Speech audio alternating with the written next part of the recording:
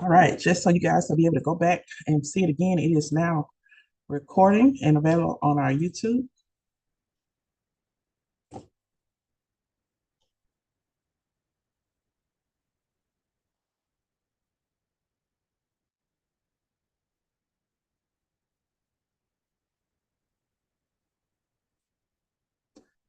All right. Um, your reference for over the weekend was to check out Chapter 5, Infection Control, particularly learn about the regulatory boards, and also OSHA, MSDS, EPA. Um, so learning those definitions so we learn what their purpose is as well. Let's go first into what we were supposed to be studying regulations. Who regulates the cosmetology industry? Is mostly going to be the state boards. In the past, it has, in the most recent years, usually the state board represents the cosmetology industry. And it will be a state board at every state, at the state capital of every state. As you guys may know, that there are some states that do not have cosmetology. They have shut the whole program down. So you don't have to have hours. There are certain states that still have the full hours and requirements that you have to go to school. Not only to go into school, you have to get an license. You have to take the exam to get the license. Okay. Tennessee State Board of Cosmetology and Barbering regulates our industry here in Tennessee. You can find the state boards in the capital, in Nashville. Okay. So some people may say, where is the state board located? It is located in the capital. Okay. So in the capital. State Board of Mississippi, located in the capital. It's going to be in Jackson. Okay. Tennessee is going to be where the State Board of Cosmetology is for Tennessee, in the capital. So make sure you guys understand that. OSHA, okay? OSHA, this is what they do, enforces their safety and health standards in the workplace. All right. You're going to see this in variations of questions. Please understand what OSHA does. Your multiple choice answers may be very close, but you got to understand, what does OSHA do? It enforces that safety and health standards in the workplace. So make sure where you work that you're following all the rules and regulations, okay? MSDS, okay? Material Safety Data Sheet, okay? MSDS is now, I would say, formerly known as MSDS. Now, sometimes you will see SDS.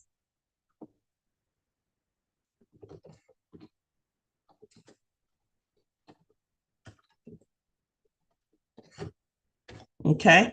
If you can take a look in the chat, SDS is safety data sheets. Okay. So in your book, you may see SDS. It may also cross MSDS in some older functions. So what is the purpose of MSDS or the safety data sheets? It's the information on product content, the hazards, the storage, and combustion levels. Information on product content, hazards, storage, and combustion levels. Okay. Information on product content, hazards, storage, and combustion levels. So that is what the material safety data sheet is all about. It's going to be like a booklet.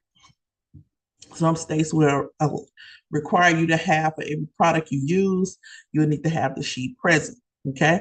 For us, it does have us talking about it, state board, but it would not be necessary. The state does not require us to have it out in the salons or spas, but everybody should make sure that they have them, especially if you're dealing with chemicals like relaxers, permanent waves, hair color, things of that nature.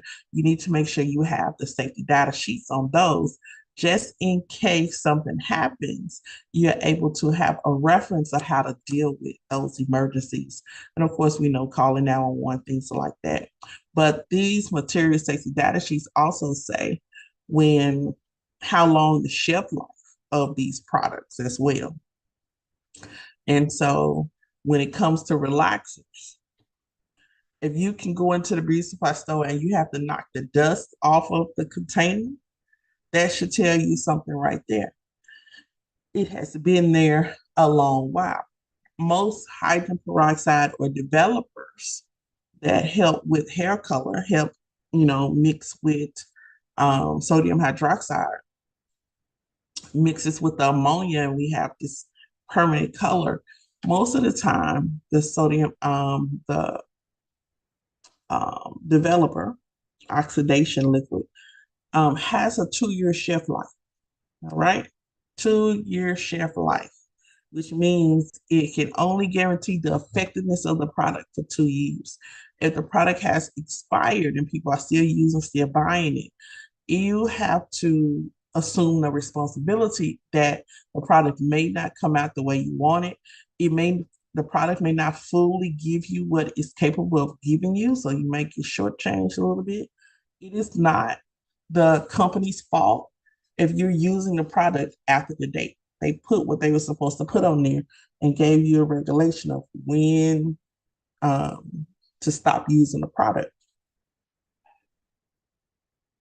And when it comes to developer, it can sit and sit and sit, and the key components of it will start separating. And so you'll start to have more water than actual development. And so you have to be very careful and read about the MSDS sheets.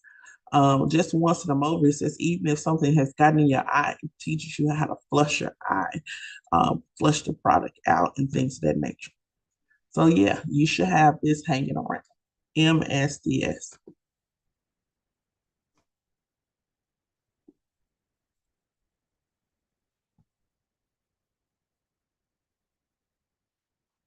All right.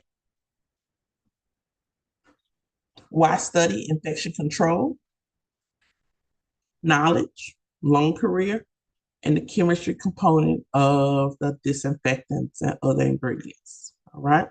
Why study infection control? This has always been a check-in question for us. Is the knowledge, the long career, okay? The more you know, you can elongate your career, and chemistry of the products. Okay.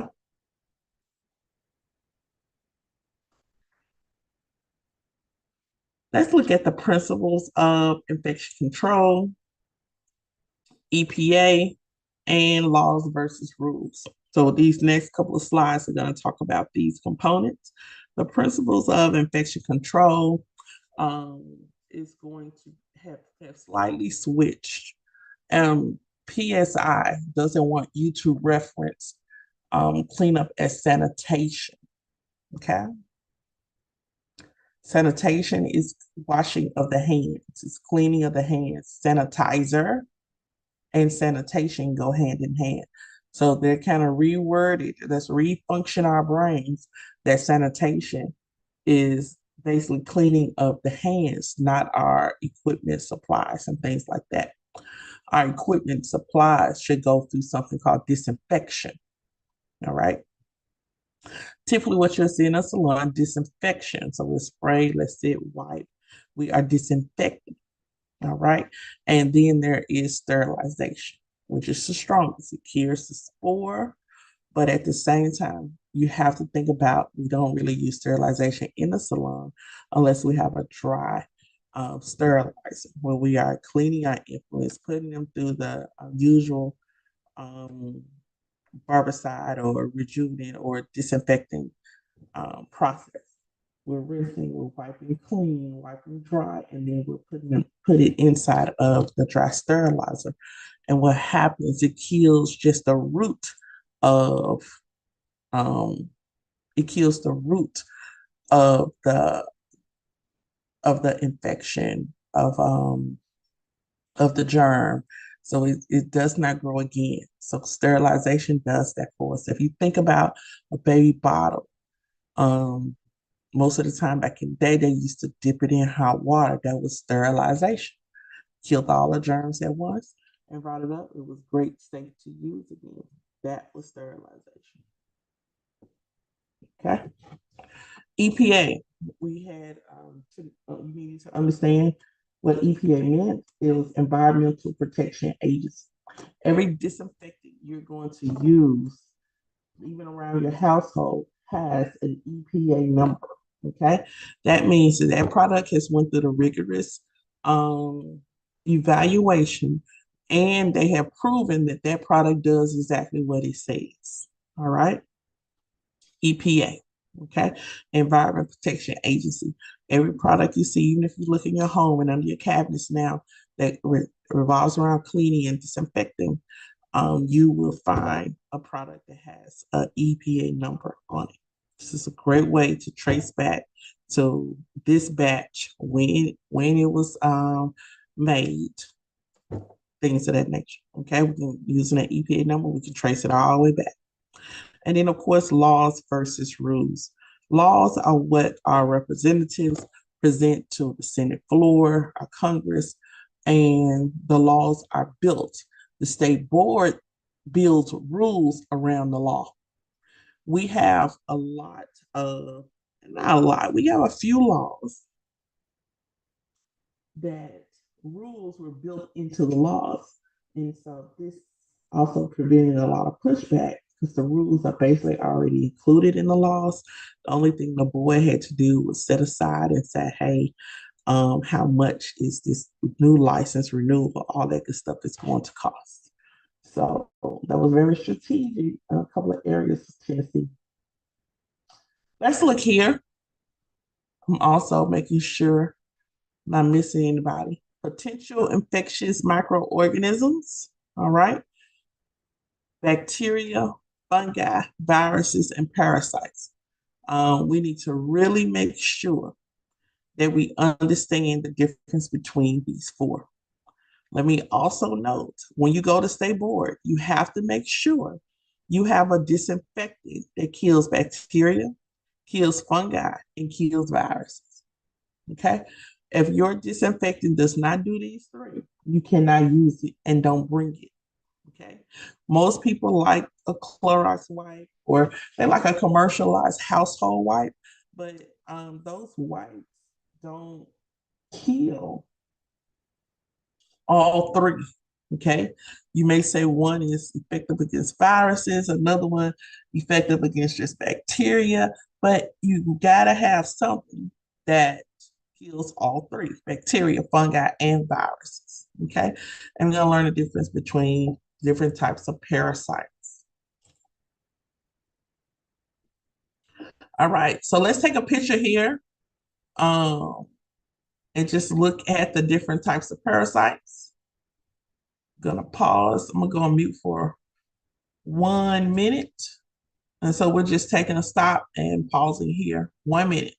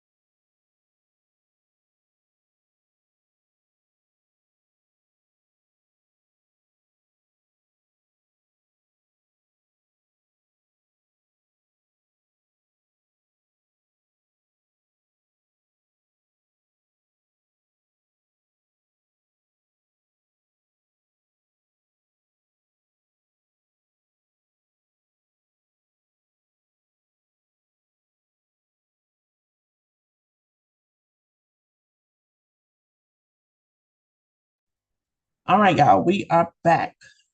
Okay. I hope you got a moment to look at the bacteria. There's a few things we need to talk about. Let's talk about this one right here. Streptococcus. This one causes staphylococcus, causes staph infections. Okay. Salmonella, it falls in a bacilli category, but it has locomotion, which means it can move. The staph infection can be generalized into one particular area, but it needs to be taken care of because it could get into the blood, all right? And you don't want to have a more infectious bacteria. Now you're starting to affect everything that gets their nutrients from the blood within the body. So this is bacilli, one of the bacilli, and it has locomotion, which means it has movement. And salmonella can move throughout the body. It can move through your body's fluids, bloodstream, things of that nature. These are hair-like projections called flagella, okay, or cilia. It allows this salmonella to move throughout the body, okay? Then you have streptococcus, okay, or streptococcus. Strepto causes strep throat, okay? And so these are just some of the ones when you see this under the microscope, and really when it comes to cosmetology, this is like a surface level that we're going to deal with. We're not biologists, we're not scientists and things of that nature. They introduce to us enough of biology, enough for infection control to make sure we grab a hold to it and we're able to keep our cells clean. We're able to prevent spread of disease and disorders inside of our businesses. So this is just scratching the surface. It says infectious disease is caused by harmful bacteria, harmful microorganisms. Okay. And infectious disease may or may not be spread from one person to another or from one infected body part to another. All right. So you do have harmful bacteria. Some are not contagious, where it just takes from person to person to person, and some they are. All right. When it comes to strep throat, for example, and staphylococcus, all right. Strep throat, of course, it could spread from one person to the next, but it's not as common spreading from one person to the next because staphylococcus has more of a chance of spreading from one person to the next or from item to person, person to item. A lot of times you will see staphylococcal staph infections in generalized areas, which will show signs of infection, swelling, pus, redness, warming in a particular area, throbbing in a particular area. Some men may find it in their hairlines, in their beards, underarms. Women may find it in underarms and things of that nature. With men, let's address that with finding around their hairlines and within their beards. A lot of times it could be prevented if your utensils were clean. So we got to make sure we're going to the barbershop that it is clean. They don't just do a great job. They don't just talk smack, but this is a clean environment. And the person is cleaning their clippers, their blades, their razors. And anytime a blade touches your face, it's a wrap. It's over. You can't use the same blade on another person. Okay. And this is where sometimes people trying to conserve and save, they're using the same blade, and this is it's not even worth it. Okay. Um, and then this staphylococcus, we sometimes can find it underarm and many different parts of the body, but we have to make sure that we are using clean utensils, our equipment is clean, our hands are clean. Um, and just making sure people who have colds and flu and things like that, that we wear our masks and that we're not kissing and things of that nature, because that's just a point of transfer. We're not drinking out behind them, because whatever they have, you also can catch. Um, so you need to make sure when it comes to bacterial infections that what's contagious and what's not. Okay. Viruses, on the other hand, some viruses are easily contagious from person to person, and then some viruses are not. Okay. And so you just, when you talk about the HIV virus, sitting next to a person, thus you can't get HIV. Picking up their cell phone, you can't get HIV. Drinking behind them as far as cup, you cannot get HIV. Okay. It is a different type of virus and a different type of transmission. And that transmission, it has to be a transfer of the same body temperatures or liquids, fluids. Okay. So a lot of times that's through sex or any type of engagement that involves that. So that's always a myth and a correction we have to make, because we're going to have clients that come in that will have different things going on. All right. And it starts to be something when they talk about discriminating because someone does have this type of disease or because they have this type of virus.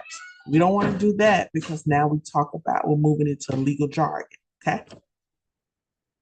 But it's up to us to stay educated about what we need to make sure we can service in the salon. Salon disinfectants. Now, I like this little small one for manicuring, if you were lash specialist, and also if you were, just have your tweezers, you were a nail specialist. This is a small, and they call this a wet disinfectant jar. A wet disinfectant jar. I want y'all to know this is a wet disinfectant jar.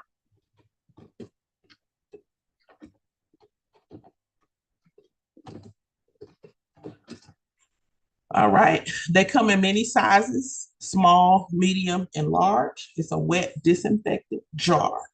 All right. Wet disinfectant jar.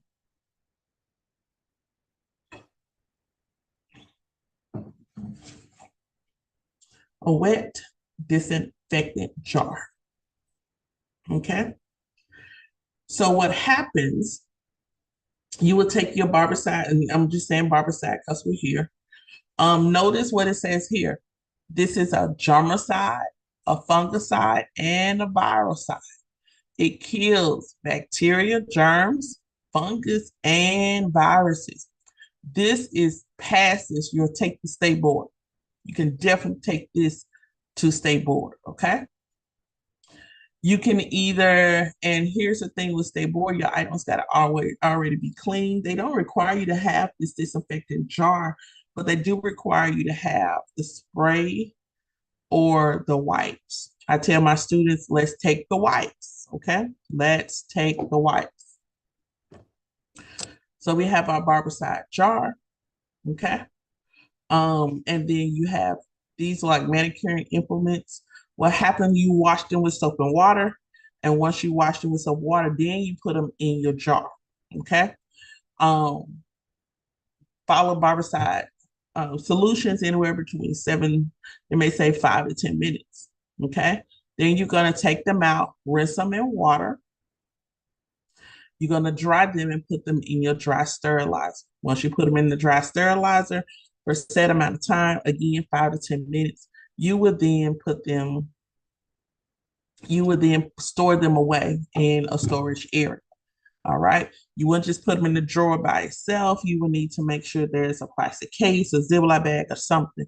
But you'll put them up until in a clean place until it's time for them to be used again. Everybody should have multiple sets of implements because it really is going to take time to do this component rather than it's going to take time doing this component rather than you definitely talking about, hey, I'm just going to rinse with soap and water. If you rinse with soap and water and did not disinfect, and if it was bacteria or something on these, you are still carrying it. The soap and water didn't kill anything. You're still carrying it to the next person. So you want to make sure everything is clean. We do the same thing with our clippers, guys. Okay. Do the same thing with our detachable blades. You take those blades off, you let them sit. Or I would take the Barbicide solution, cut my clipper on, and I would just tread the surface of the water, and I will let that surface of the water gush in and pull out any unnecessary dirt, clippings of hair. And that's how we clean those clippers. All right. Then, of course, we have my all time favorite Barbicide wipes. And the wipes are very convenient. Since Tennessee is a heavy on infection control, you will need to make sure you have wipes. Okay. Please take the wipes. If you're taking a spray container of Barbicide, you can no longer put EPA on there. You have to go to barbicide.com, print off the label, and tape that label onto the product. You have to. Okay. So that's traditionally what we use. And so now here we're breaking up cleaning versus sanitation versus disinfection, so on and so on. Cleaning does fall into the term sanitation. So you may hear two terms that mean the same thing. Sanitation is no longer you cleaning your products, your desk. That's disinfectant. Sanitation is the cleaning component. And it is, think about this hand sanitizer, sanitation. It is the lice or least form of cleaning. Okay. It says to clean. It's a mechanical process, scrubbing using soap and water or detergent and water to remove all visible dirt, debris, and many disease-causing germs. All right. That is to clean. Cleaning also removes invisible debris that interferes with disinfection. All right. Disinfection to eliminate most, if not all, microorganisms on non-porous surfaces. You should clean those areas that do not absorb moisture. So yes, your tables, not a couch, because couch is going to absorb moisture, but definitely anything that has a hard non-porous surface. Non-porous surface, okay, means that you cannot penetrate it. Okay, it's a firm, hard surface. It cannot be penetrated. And so to clean is a mechanical process of scrubbing using soap and water or detergent and water to remove all visible dirt. That's what you can see with your eye, debris, and many disease-causing germs. This is your first step. Our first protection is cleaning. Okay. So no, that's what it does. It's a scrubbing component. So when you look at your implements, the first thing you do is cleaning. I have to wash them with soap and water, or it says detergent and water. Okay. And it's going to remove all visible dirt. So not necessarily things I cannot see, but it's going to remove everything that's appearing that you can see on that item. It's going to clean it up. Okay. Debris and many disease-causing germs. All right, that is cleaning. Let's look here at bactericidal, fungicide, and virucidal. Okay. You may see a question that may say bactericidal kills blank. Okay. You may see all three of these: bactericidal, fungicide, and virucidal. Please note, it's very easy. B and B, F and F, and V and V. Okay. Virucidal is capable of destroying viruses. That's V and V. Fungicidal, capable of destroying fungus. All right. And bactericidal is capable of destroying bacteria. So although it is a disinfectant, all right, it still does the cleaning and removal of bacteria. But it goes deeper and says, hey, we also kill fungus, and we also can stop viruses in its tracks. All right. So when we went through Everybody was trying to go buy wipes for COVID-19, going through the pandemic. And they were selling out like Clorox wipes and things of that nature. They were just wasting money because Clorox wipes could not kill COVID-19. When you go buy Barbicide, it has COVID-19 on the container, the list of items that this product is effective against. So what I had to do, because we had tons of it at the salon, I just went to the salon and got Barbicide. And we had jars, we had gallons. I just went to the salon and we got Barbicide. Okay. And the barbicide kills bacteria, fungus, viruses. All right. So if COVID-19 was a virus, we had the barbicide. So it would help prevent anything in the home. It was the safest thing to use. And we had already purchased it. So we didn't have to go out and get anything. My teachers came and got barbicide. Some of my students came and got it. Because at that time we weren't in the building. Okay. We were not in the building. We were virtual, and everyone was just staying clear in their own homes. And so that's something to check out, is making sure you have some barbicide in the home, even though um and I tell Tara rejuvenate. I'm gonna go to the website and show it to you. Rejuvenate has a nice scent. So it's something that could be used as well. And I think it's purple or it can be pink fuchsia or something. So it just depends on the look. Okay. Barbicide doesn't really have a smell. They're just like, hey, this is what we do. Okay. We ain't here to be pretty. This is what we do. So a barbicide is mostly widely used in barbershops and salons. And whereas Rejuvenate offers the same amount of education, but gives you a little variety. So, and I want you to shop around. There are many, many different kinds of um, disinfectants available that kill bacterial, fungus, and viruses. Let me go back. I need to discuss something with you. When I talked about the wet disinfectant solution in that little small container, this is the large one. Okay. And notice this top. The top has a purpose. It goes in first, and then you will pull the top up, put your utensils in, and it lowers them down.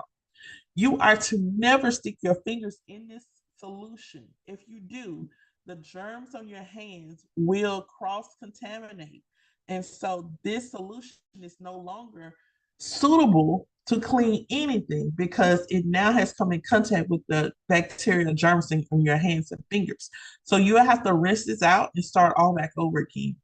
You are supposed to pull the top up and it pulls your utensils out. You grab them and then you take them over to the sink and rinse with soap and water. All right. And so this solution should be changed daily. So no one should be holding this solution like I ain't really doing anything. It's still the color. I'm gonna change it in about 3 days. No. To be effective, it should be changed daily. This is our dry sterilizer. All right. So after you remove them out of the barbicide solution or out of this wet disinfectant jar, we rinse with soap and water. No, we rinse with water and then we towel dry. Once you towel dry, you put them in here. All right.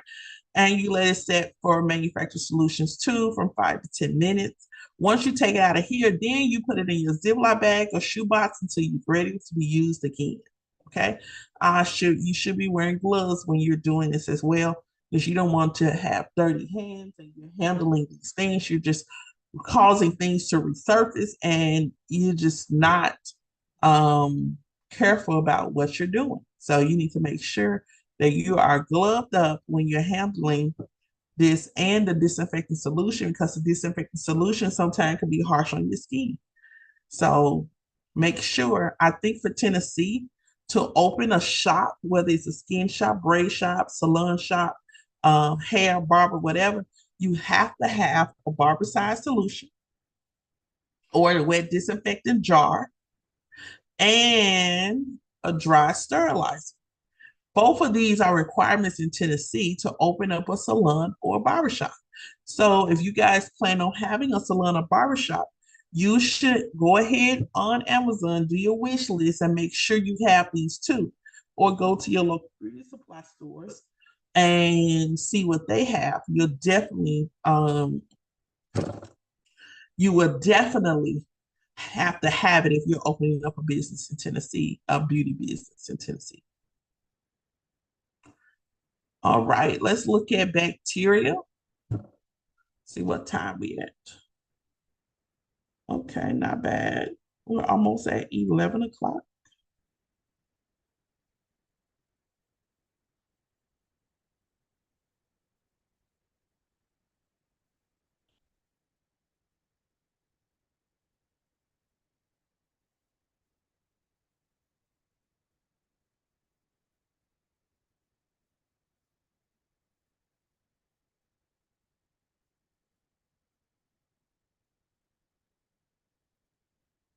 Okay.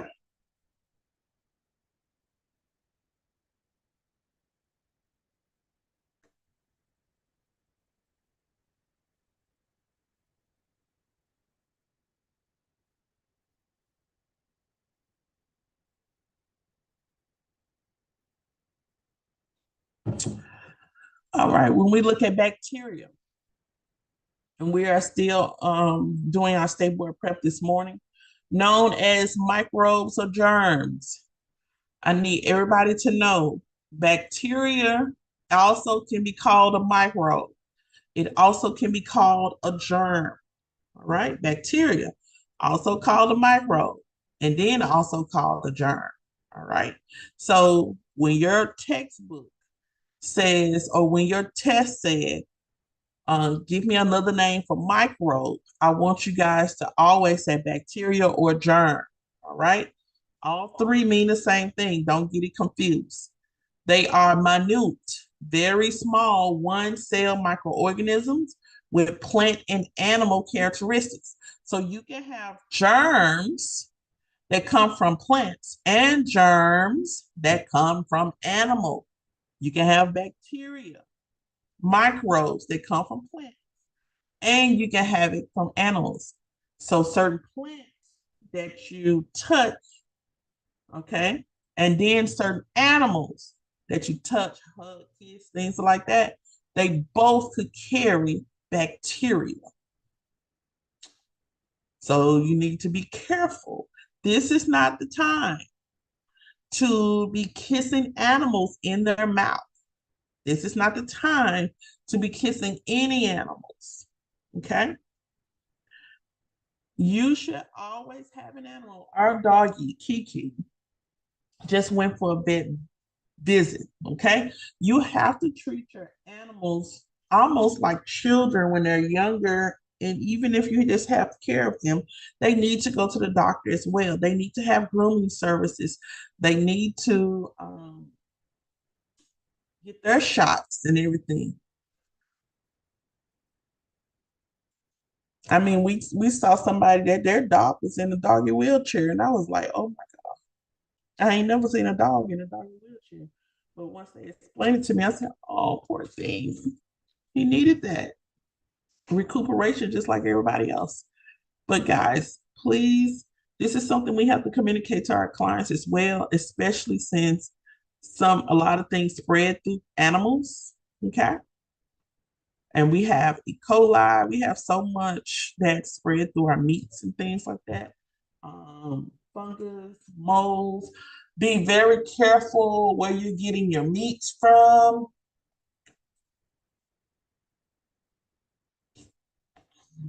Be very careful where you're getting your meats from. I'm gonna tell you now, I love the livestock cattle part of farming, because I like to talk to the farmers. I know what they've been feeding them. Um, I know they how they take care of them, and they would not feed them poison. So I have a small farm community that I'm a part of, and if I had to buy meat, and which is probably what's going to start to happen, I would buy it from a farmer who takes their cow or takes their pig. I'm not too much of a pig eater anymore, but they would take the cow and butcher it, and then I would purchase meat from that particular source. Okay, it's some of the cleanest cuts. You don't have to worry about preservatives. You don't have to worry about fungus and molds and things like that because we know what the animal, how the animal was taken care of. And when you get it professionally butchered, they're going to save all the amazing pieces. And one cow could probably, three people could probably split it and maybe like 55 pounds of meat a piece. That's a lot of meat that comes out of one cow. And so, and some people just don't even eat animals anymore. Okay. But every animal, especially chicken and fish, all of it can carry some form of bacteria.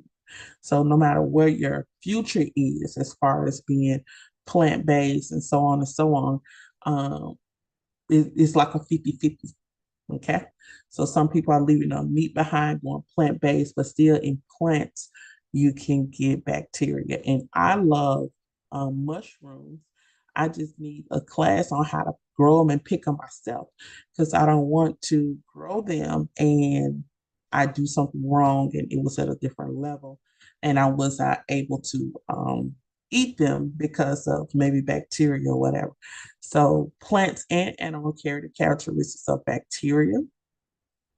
Okay. Microbes, this is where we get microscopic or microorganisms. We can't see anything past the visible. Like sometimes you can see something like, oh, that's dirty, clean it. Great. But what you did not do was see all the thousands of germs that were left behind. So this is where the disinfectant level solution, this is where the wipes come in. They're having a power to kill fungi, the power to kill viruses, the power to kill bacteria. All three bind together to get rid of what was left behind. It says you they can exist almost anywhere on skin, in water, in air, in decayed matter, or environmental surfaces, in body secretions. All right. On clothing or under free edge of nail. They can only be seen with a microscope. So you bacteria can be anywhere. Microbes could be anywhere. Okay. Can only be seen with a microscope. All right. Here's for example, Diplococcus equals 2 Cossi cell. So they look like lemon heads or like twin M&Ms, but it's Diplococcus is 2. It causes a disease called diphtheria. Okay, diphtheria. And so a lot of times when we're looking at bacteria and things of that nature, when we see them or we look at paperwork and we've heard those terms before,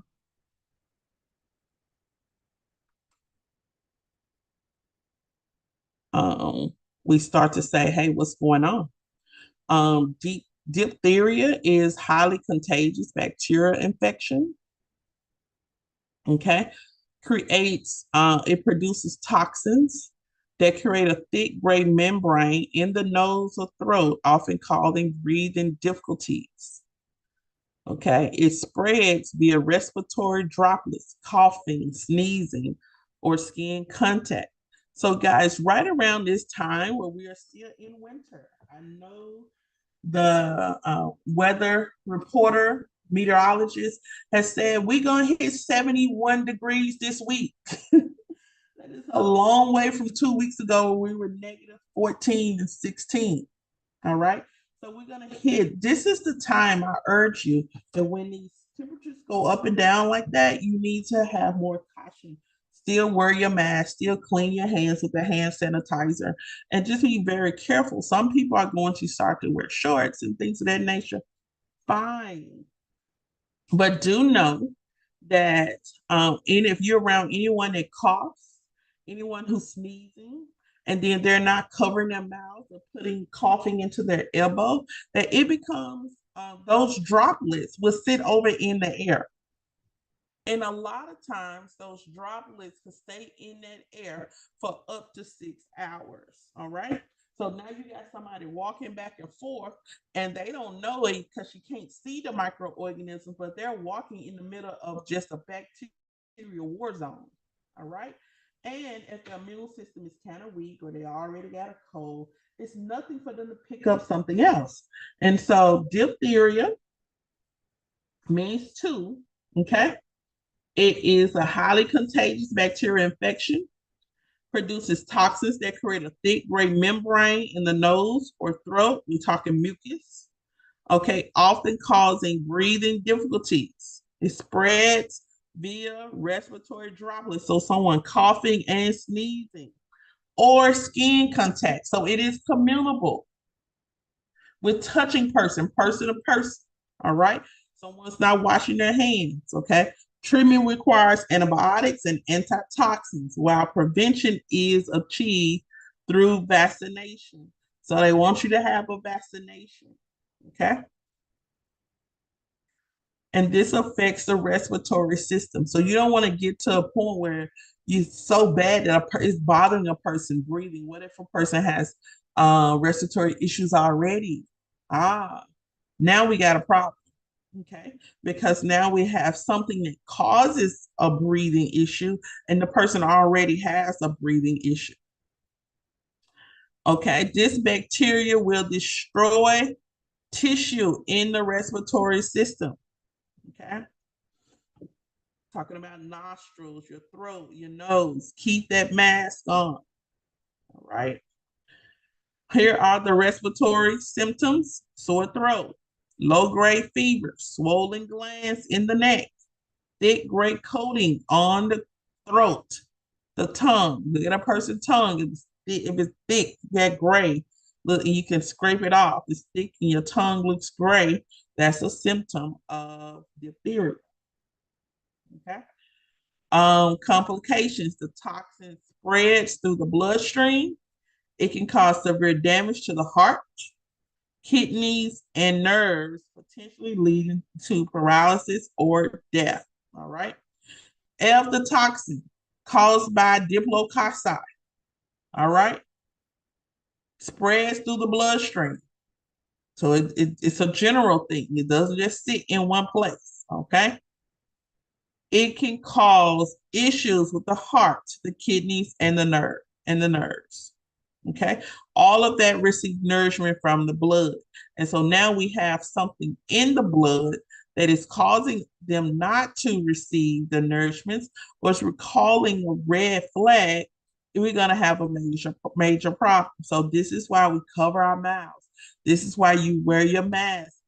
I don't care if your client is like, oh, she good, the client don't want to wear one, you better wear one. Put your gloves on, put your mask on, because at the end of the day, you have to go back home to your family. So you're telling me you're risking to, and then you eventually will take it back home, and you may have some people who are not as, the immune systems are not as strong.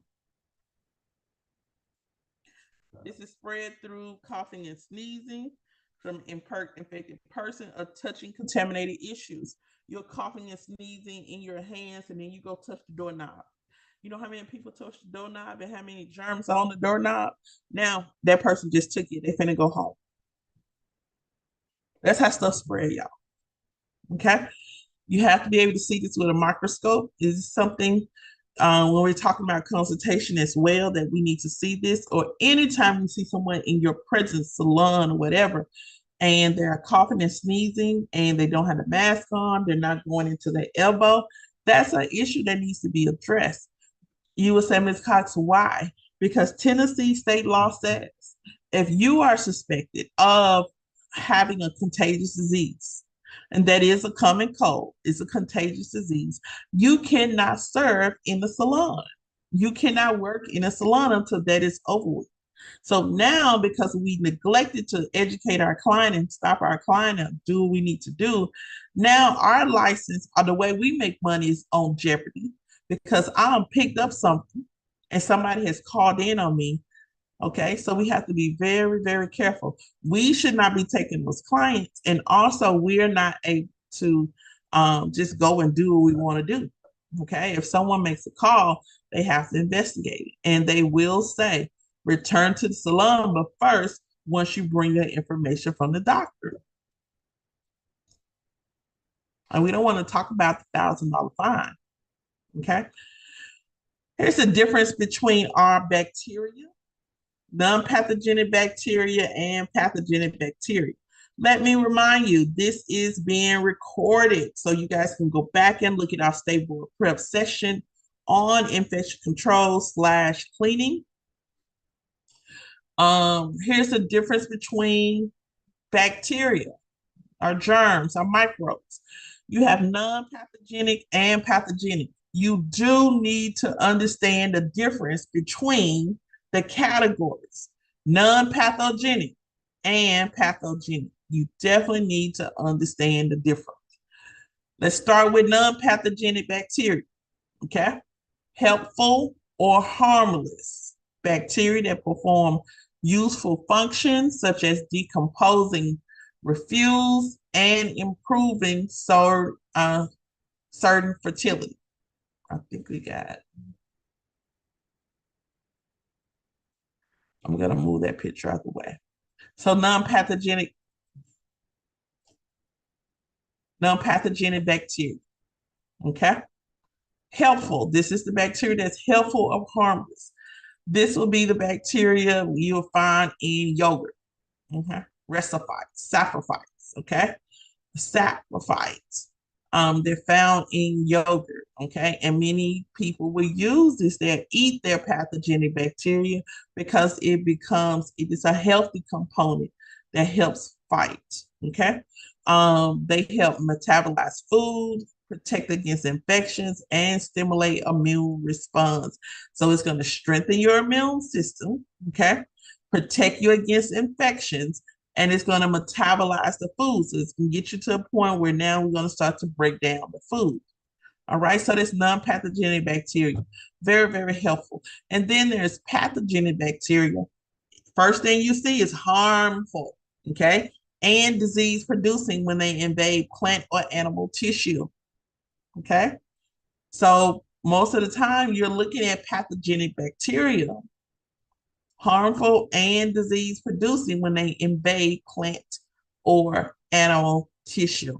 Okay. So when they invade plant and animal tissue, it's like a rapid growth. All right. It's like a rapid growth.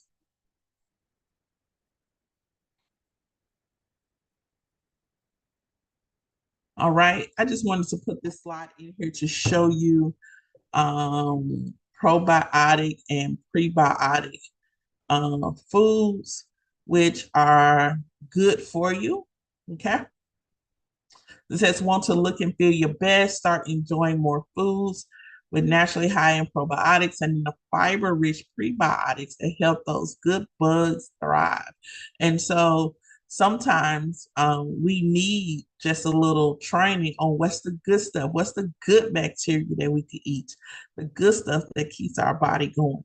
You got yogurt, buttermilk, creme fraiche, and that is a lot of times like in the component of sour creams and cream cheeses and things of that nature.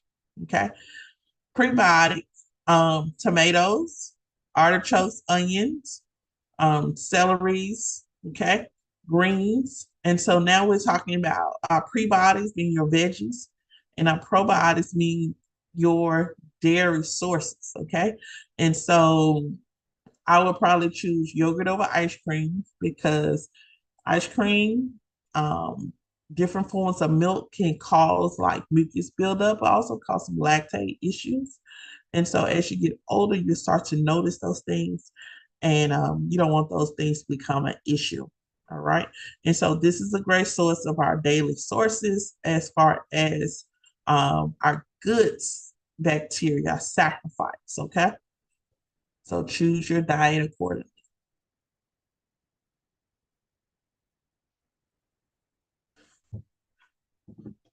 We talked a little bit about CASI. Let's talk about this pathogenic bacteria. Classification of bacteria have three distinct shapes. This is the three main types that we teach you about. You have bacillus, okay? It's a rod shaped. bacillus or bacilli. So rod shape may remind you of Mike and Ike's. Okay. So rod shape. This bacilli also carries these little fine hairs on the ends. I call that locomotion. That allows the bacteria, bacilli, to travel throughout the body through blood. Okay. So these infections and diseases that are caused by bacterial bacilli, they actually could definitely be found under the microscope. Okay. But also making sure that we wash our hands, our equipment, our tools, everything. Okay. And this does not stay in one area, it travels. Okay. So it can possibly as well affect organs, how to, any of your major organs and blood goes to it. Any of your major organs and blood goes to it, is something you can definitely um, go back and check and look at.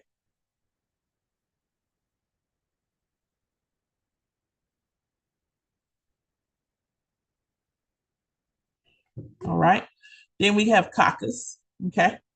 You have your streptococcus, you have your staphylococcus, diplococcus, and so it also causes infection. All right.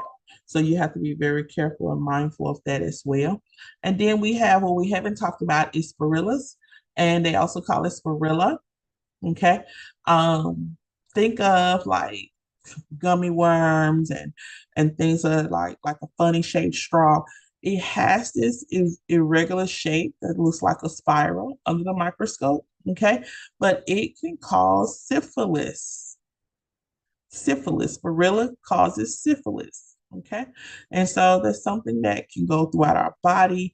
They do have some form of treatment, but it's not as close as they want. And so the treatment is available, but we must be very, very careful. All right. If strep throat, like streptococcus, does not, it's a cocci bacteria, does not get treated in time, it could cause an infection in the blood. Okay. And then blood infection, sometimes we know, sometimes we don't know. If that blood gets infected, it causes sepsis, in which your body starts to get the poison bacteria that's in the blood. So instead of it pulling nutrients, it'll pull the bad stuff.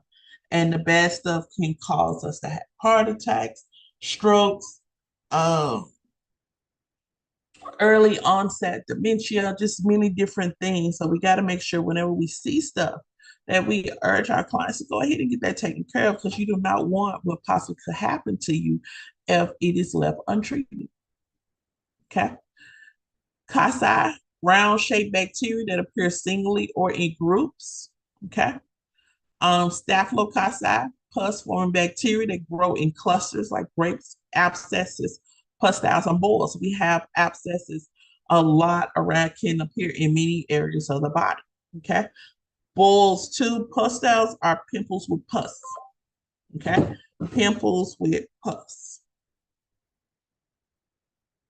Then you have streptococci, is a pus-forming bacteria arranged in curved lines resembling a string of beads, cause infections such as strep throat and blood poisoning. Okay, so streptococci, okay, pus forming bacteria arranged in curved lines resembling a string of beads, cause infections such as strep throat and blood poisoning. Okay, so you got to get it corrected or it can cause blood poisoning. Streptococci, strep throat. Remember, we don't want to be drinking behind anybody if this is going on. We do not want to be open coughing, open hand coughing, or anything. So you're wearing your gloves and you have your mask on when you're servicing clients in the salon, especially when you hear, and let's let them know ahead of time, one cough. That's all it's going to take. Okay. Diplococci, spiral bacteria that grow in pairs and cause diseases such as pneumonia. Okay. And so, as we talked about it being a toxin, you can definitely get it from sneezing, coughing, So being very careful, you do not want, if someone's already sick, they can get worse because the people around them are not taking precautions. Okay. So you have someone who's already having an issue, and then they're having an issue with the immune system feeling weak, and then you come in there, boom. This is why they tell us not to be hugging people who are in the hospital because you can catch something such as MRSA. And you was like, I can catch something from the hospital. Yes, it is a fully functioning prevention for cell growth bacteria. It is the total opposite of bacteria.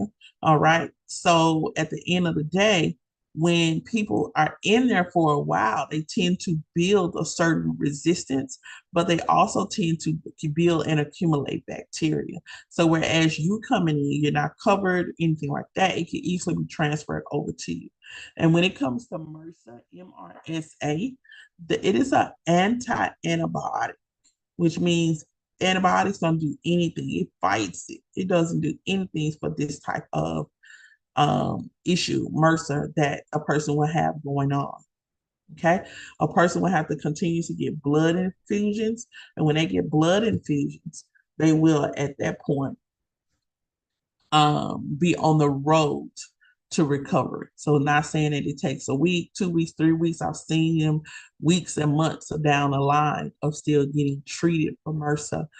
So we have to be very, very mindful when visiting hospital with our loved ones and nursing homes and things like that. Also, this guy is showing you a staph infection in the beard area. This could have come from a person who had some dirty clippers. Okay. Not only dirty clippers, someone who may have had dirty hands. Um, and it looks like it's excluding pus. So it was definitely a cluster, a pustule, and it falls into staph infection. Yeah. Same here. Okay. Same here. She has a staph infection. It's pus. It looks like her lip is swollen as well. So when she gets some antibiotics to go in, you'll start to see that come down. Also, we want to know where the allergy is coming from. Why is her lower lip is swelling? Okay. This could easily involve a punch, but since I see this pus, there was an infection present. Okay. Signs of infection are going to be pus, redness, swelling, local fever, throbbing, things of this nature. I see at least four: redness, swelling, pus. So at least three I can tell you about. Okay. She will have to tell me if she touches it and feel throbbing. She will have to tell me if it is in pain. Okay. And that's something for you guys to look at as well. Let's look here. Okay. You got a pastel, signs of infection. We're redness again. Okay. This particular area, she could have got this from leaving the color on too long, using a bad razor, using any kind of tools to do her eyebrows that other people have used on themselves or somewhere else. Okay. So just being very, very mindful. Again, this is what we see. You'll have to ask the client, how do they feel? Do they feel the pain? Do they feel the throbbing? Do you feel the heat? Okay. Pox virus, which was familiar a couple of years ago. Okay. Pox virus. These are small pustules. You definitely can see the pus in them, but they're like little blisters. And this will give you an example of a pox virus. Okay. Facial ringworm. So from the nose to the mouth. Okay. This is a facial ringworm. Looks like it's going up the nostril. Poor things. It's probably sore. Okay. And be careful who y'all out there kissing. You don't know what they got. Okay. Facial tinea ringworm. Again, they have probably used something that has a bacteria on it, not cleaning it. could be the clippers, could be the pillowcases. You spend the night over people's houses, laying on their couches. Their couches have been cleaned and sanitized since they moved there 20 years ago. Okay. This is going to be an issue. Facial tinea ringworm. All right. So it's a ringworm that we can literally see. You cannot service these clients in the salon and you know it's a ringworm. You have to send them off. They got to go to the doctor. Then the doctor just reports back to you and you ask to see their list or their paperwork. Okay. Not talking, disclosing them, but you got to find the best thing going on with how you could determine um, what's going on with their skin. And so this is facial tinea ringworm, and you can't service them. Okay. As we talked about COVID-19, and now there's so many different forms and strands out. Other than protecting yourself, stay prayed up. Okay. There are more. Somebody tried to call and see if I want a shot update. Of course, it's my your own opinion.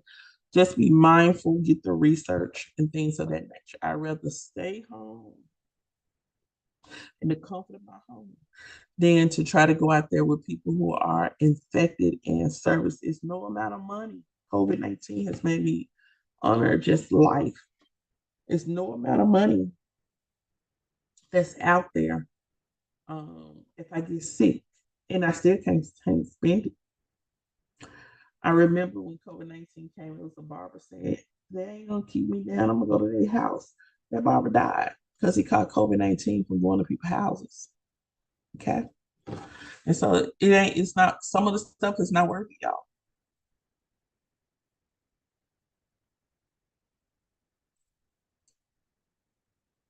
All right. As we look at how viruses infect, especially viruses that affect the brain and nervous system, all right. Tended to the touch, swelling, redness, heat, oozing of fluid. This is how you identify a staph infection. The skin will be very tight as well, very tight. MRSA staph infection, how it starts, how it ends. It is anti-antibiotic, which means it lasts at antibiotic space. You can't give it a pill, you can't give it a shot. It's just something you have to work your way through. Okay. And you don't want to have other underlying issues. I went back to MRSA. You don't, I pray that there are no other underlying issues if someone catches MRSA. Because now MRSA has, I told you about a treatment with the blood infusion. Now you're susceptible. Anytime a blood is going in and out, you could possibly get sepsis. Okay, you can get another blood infection. And then you have other issues going on. Your brain is going to pick one to take priority. Okay, and all the other ones may not make it. All right. So MRSA is a staph infection, but it's nothing to play with. Okay. What does it look like? Someone has it on their back. Boom, boom, boom. It says mild infections may look like a pimple or boil and can be red. This is why we don't bust everybody's stuff. Swollen, painful, or have pus or other drainage and are usually mildly infectious and easily treated. Okay. Bloodstream infections could cause pneumonia, bloodstream infections, or surgical wound infections. All right. So we know we have to be very careful because it can look alike. Looking at ringworm, look at the back of someone's head. Look at that. In the eyebrow area, in the mustache area. Be very mindful what you do when you see these people come in. You can start building questions. So if it's at this point they need to go get some treated, you would not be able to service them in the salon.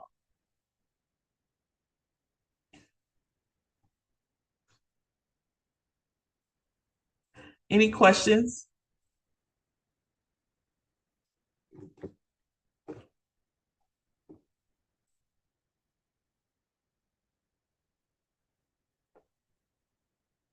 All right. No questions, no questions, no questions. Okay. I'm going to send this to you. tomorrow, we're going to go over a quiz from this PowerPoint. All right. So I'm going to put this PowerPoint in perspective. I'm going to send this over to you. All right. And we're going to talk a little bit. We're going to go over a few terms before we move into our theory tomorrow. So if you guys need anything, please don't hesitate to reach out. Tonight, I'm just asking you to go back over here. This is part of our state board. Go back over this presentation that I'm going to send you tonight, okay? All right, guys, until next time, tomorrow, we'll be back in our SEMA. And I just wanted to touch bases on this particular part of your exam. And we wanted to bring everything together so you can definitely be able to see it and highlight these areas in your book as well. Know what OSHA means. Know what the state board does, okay? What does OSHA do as well? What's EPA? What's the levels of infection control? Okay.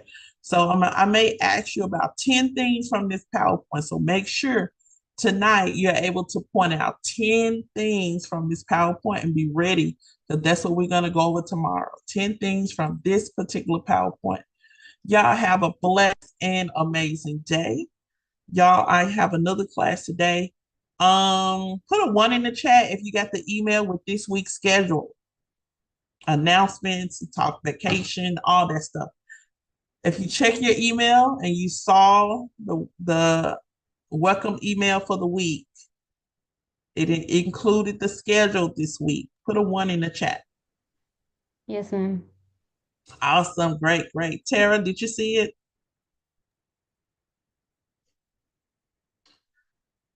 Tara. Mm-hmm. Okay.